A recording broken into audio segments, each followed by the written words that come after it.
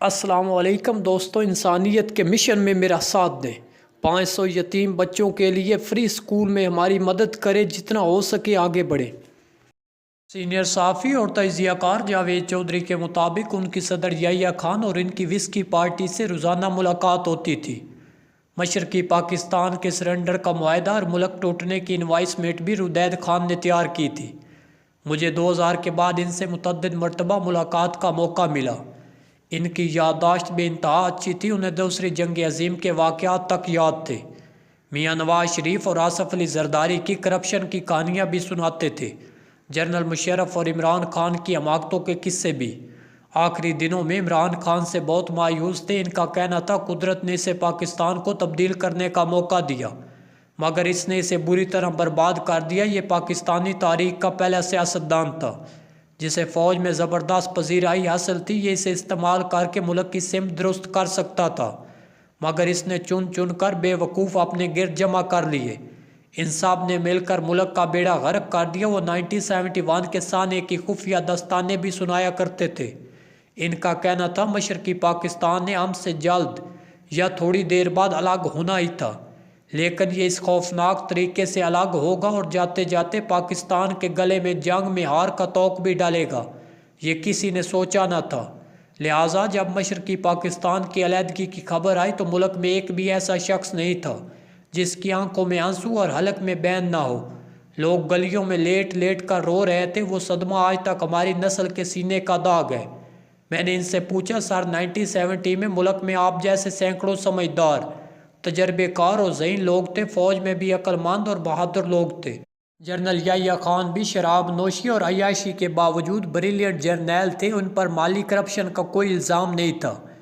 ان کے junior officer میں بھی 5 وقت کے نمازی اور شوق شہادت سے لبریز جرنیل موجود تھے، مگر اس کے باوجود 1971 کا سانحہ آپ لوگوں کے سامنے وقوع پذیر ہو رہا تھا۔ آپ لوگ خاموشی سے تماشا دیکھتے رہے، آپ میں سے کسی کو توفیق نہیں ہوئی۔ وہ درمیان میں آئے، جنرل یحییٰ خان، شیخ مجیب الرحمان اور ذوالفقار علی بھٹو کو ایک میز پر بٹھا دے، ان تینوں کے درمیان موجود دیواریں گرا دے۔ جنرل یحییٰ خان نے جب مشرقی پاکستان میں آپریشن کا فیصلہ کیا تو کیا فوج میں اس وقت ایک بھی ایسا جنرل موجود نہیں تھا جو آرمی چیف کو اس کے بھیانک نتائج کے بارے میں بتا سکے؟ یا ذوالفقار علی بھٹو نے مینار پاکستان پر کھڑے ہو کر اعلان کیا تھا، میرا جو MNA ڈھاکہ جائے گا میں اس کی ٹانگیں توڑ دوں گا؟ اس دور میں قومی اسمبلی ڈھاکہ میں ہوتی تھی اور وفاقی حکومت اسلام آباد میں۔ اور کیا پورے ملک میں کوئی ایک بھی ایسا سمجھدار سیاستدان، بزنس مین، بیوروکریٹ نہیں تھا جو شیخ مجیب الرحمان کو سمجھا سکتا؟ آپ لوگ اگر اس وقت ایکٹیو ہوتے تو شاید پاکستان ٹوٹنے سے بچ جاتا۔ آپ لوگوں کی معمولی سی کوشش سے ہمارے 52,000 فوجی اور سویلین بھارتی جیلوں سے بچ سکتے تھے۔ ہماری فوج پلٹون میدان میں ہتھیار پھینکنے کی بے عزتی سے محفوظ رہ سکتی تھی۔ بنگلہ دیش اور پاکستان کے درمیان نفرت کی دیوار بھی کھڑی نہ ہوتی۔ ہم الگ الگ ہونے کے باوجود ایک دوسرے کے بھائی بھائی رہتے۔ میرا لمبا سوال سن کر رودید خان نے لمبی سانس لی، آہ بھری اور فرمایا، ہم ریٹائرڈ لوگ 50 سال سے ایک دوسرے سے یہ سوال پوچھ رہے ہیں۔ میں آج صبح بھی اپنے آپ سے پوچھ رہا تھا، رودید خان، تمہارے سامنے ملک ٹوٹ رہا تھا، تم اپنی نوکری بچا رہے تھے، مشرقی پاکستان میں لوگ مر رہے تھے اور تم ریڈیو پاکستان، ٹیلی ویژن، اخبارات کے ذریعے عوام تک جھوٹی خبریں پھیلا رہے تھے۔ تم اپنے عوام اور خود کو دھوکہ دے رہے تھے۔ تم خدا کو کیا منہ دکھاؤ گے؟ میں روز اپنے ضمیر کی عدالت میں پیش ہوتا ہوں اور میرے اندر سے میرے حق میں کوئی دلیل نہیں نکلتی۔ ہاں، البتہ مجھے کبھی کبھی محسوس ہوتا ہے قدرت نے شاید اس وقت ہماری عقل پر تالے ڈال دیے تھے، اس نے ہمارے سوچنے، سمجھنے اور عمل کرنے کی صلاحیت سلب کر دی تھی۔ ہمیں نظر آ رہا تھا لیکن دکھائی نہیں دے رہا تھا، ہمیں آوازیں آ رہی تھی لیکن سنائی نہیں دے رہا تھا، لہٰذا اصل پاکستان ہم سے الگ ہو گیا۔ وہ رکے، لمبا سانس لیا اور بولے، پاکستان اب مغربی پاکستانیوں نے نہیں بنایا تھا۔ پنجاب، فرنٹیئر، سندھ اور بلوچستان کا تشکیل پاکستان میں کوئی اہم کردار نہیں تھا۔ لاہور کا صرف اتنا کنٹریبیوشن تھا، قرارداد پاکستان منٹو پارک میں پاس ہوئی تھی۔ ہم سب لوگ پاکستان کے بینیفیشری ہیں۔ اصل کمال بنگالیوں کا تھا، انہوں نے مسلم لیگ بھی بنائی اور ملک کے لیے مالی، سماجی اور جانی قربانی بھی دی تھی۔ وہ لوگ اخلاقی، سماجی اور علمی لحاظ سے بھی ہم سے بہتر تھے، آبادی میں بھی ہم سے زیادہ تھے۔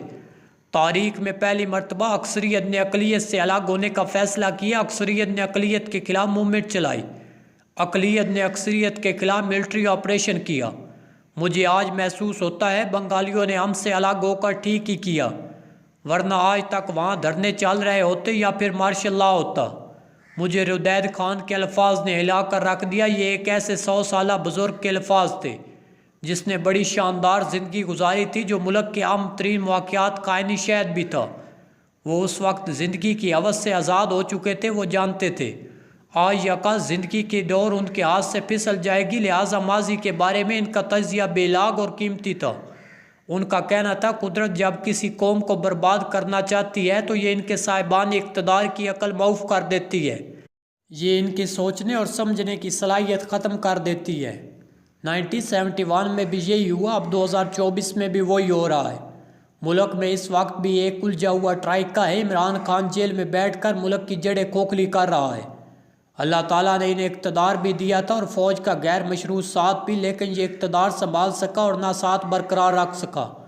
عوام اس کی تمام تر حماقتوں کے باوجود آج بھی اس کے ساتھ کھڑے ہیں۔ 8 فروری کے الیکشن میں عمران خان کو اندھی عوامی حمایت ملی، لیکن اس نے اپنی سخت گیر طبیعت اور بے لچک رویے کی وجہ سے اسے مٹی میں ملا دیا، لہٰذا یہ 2024 کا شیخ مجیب الرحمان بن چکا ہے، جبکہ پاکستان مسلم لیگ نون اور پیپلز پارٹی 1971 کی ذوالفقار علی بھٹو ہے۔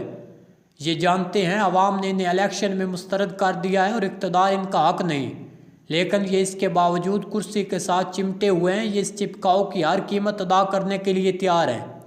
یہ اخلاقی میدان بہت پہلے کھو چکے ہیں۔ یہ اب سچ دیکھنے اور محسوس کرنے کی نعمت سے بھی فارغ ہے۔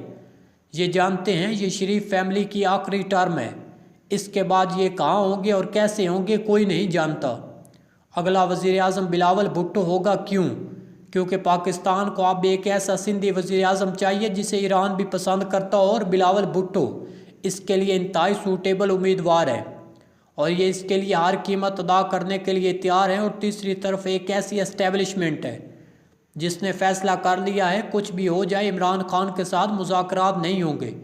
یہ جو کرنا چاہتا ہے کر لے، لیکن اس کے لیے دروازے نہیں کھلیں گے۔ یہ بھی اس فیصلے کی ہر قیمت ادا کرنے کے لیے تیار ہے۔ لہٰذا ملک 50 سال بعد ایک بار پھر اس موڑ پر کھڑا ہے جہاں آگے جانے کا راستہ ہے اور نہ پیچھے ہٹنے کا۔ جبکہ ہمارے سارے مسئلے تھوڑی سی لچک سے حل ہو سکتے ہیں، ہم سب نے ایک ایک قدم پیچھے ہٹنا ہے اور سانس آنا شروع ہو جائے گی۔ عمران خان بلا وجہ احتجاج کی کال دینا بند کر دے۔ یہ پارٹی کی سیاسی کمیٹی کو حکومت کے ساتھ مذاکرات کی اجازت دیں یا پھر مولانا اور محمود اچکزئی کو مذاکرات کا مینڈیٹ دے۔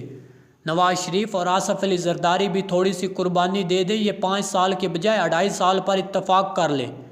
گرینڈ پولیٹیکل ڈائیلاگ کریں، آئین میں جو ترامیم کرنی ہے ایک ہی بار کر دیں، اس کے بعد آئین کو لاک کر دیا جائے۔ 2 سال بعد الیکشن ہو جائیں، جو جیتے اسے اقتدار دے دے۔ اسٹیبلشمنٹ بھی سیاسی سپیس کی گنجائش پیدا کر دے، عدلیہ بھی خود کو ذرا سائیڈ پر کر لے۔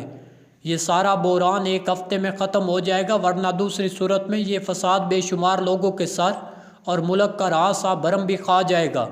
10-15 سال بعد آج کے ردید خان بھی سر پکڑ کر کہہ رہے ہوں گے اللہ تعالیٰ نے ہم سے بھی سمجھ بوجھ کی صلاحیت چھین لی تھی، ہمارے سامنے ملک ٹوٹ رہا تھا، ہم دیکھتے رہ گئے، ہماری بھی مت ماری گئی تھی۔